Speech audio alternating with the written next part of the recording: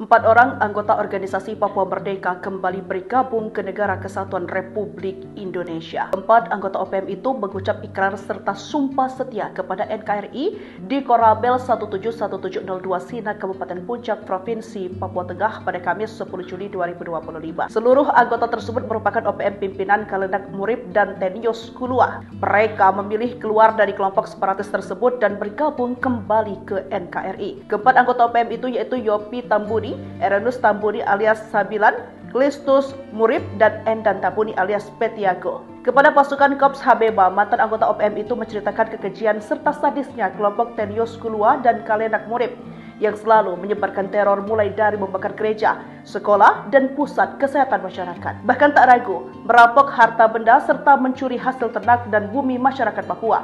Namun kekejaman anggota khususnya pimpinan kelompok OPM membuat mereka memilih kabur.